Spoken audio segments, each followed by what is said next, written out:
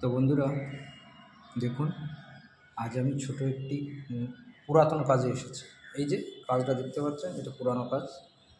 তো এদিকটা আমার কাটিং করা হয়ে গেছে, আপনারা সাইডটা দেখেই বুঝতে পারছেন। দেখুন, সাইডটা দেখেই বুঝতে পারছেন, এখান থেকে আমার কাটিং করা হয়ে গেছে। তো এদিক থেকে বাকি রয়েছে, এখান থেকে যে আপনারা দেখলেই বুঝতে পারছেন, এইখান থেকে বাকি রয়েছে। এই দিকটা বাইরের ব্যালকনি, আর এদিকে এই পর্যন্ত হয়ে গেছে, কিন্তু স্কার্টিং মার্জিন এগুলো সবই বাকি রয়েছে। আর এদিকটাও হয়ে গেছে। এইটা ফুল গ্রানাইট হবে না, হাফ গ্রানাইট হবে। কারণ আপনারা যদি জিজ্ঞাসা করেন হাফ গ্রানাইটটা আবার কি, হাফ গ্রানাইটটা মানে পালিশ। ফুল পালিশ হলে সেটাকে বলা হয় ফুল গ্রানাইট।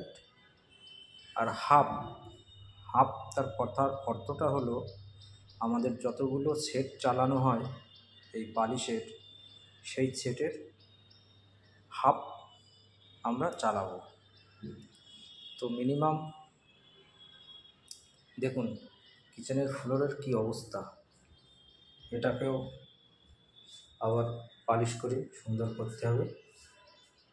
তো আপনারা দেখেই বুঝতে পারছেন কতটা খারাপ আছে। তো আপনাদের এই ভিডিওটা যদি ভালো লেগে থাকে তাহলে অবশ্যই লাইক কমেন্ট শেয়ার করবেন। দেখুন, দেখতে পাচ্ছেন এখানে কি অবস্থা হয়ে গেছে।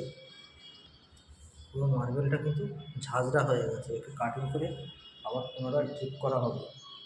এই যে দেখতে পাচ্ছেন, এই যে গর্তগুলো হয়ে গেছে, এই যে গর্তগুলো, এই গর্তগুলো কিন্তু কাটিং করার পর পুরোপুরি যাবে না, বেশিটাই চলে যাবে, কিছুটা থেকে যাবে। সেটাকে হোয়াইট সিমেন্ট দিয়ে এই গর্তগুলো ফিল আপ করা হবে, তারপরে আবার কাটতে হবে। তখন মুখটায় আর এখান থেকে সাদা সাদা দাগ দেখা যাবে, কিন্তু এই যে গর্তটা দেখা যাবে না, এর মুখটা ফিল আপ হয়ে যাবে।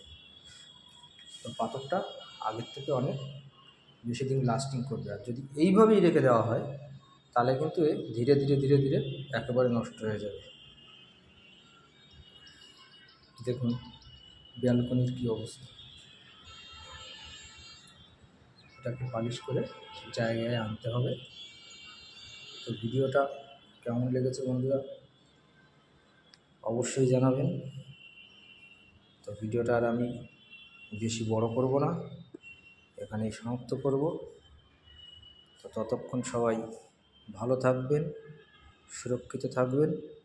ধন্যবাদ জানিয়ে আমি ভিডিওটা এখানেই শেষ করছি। দেখুন।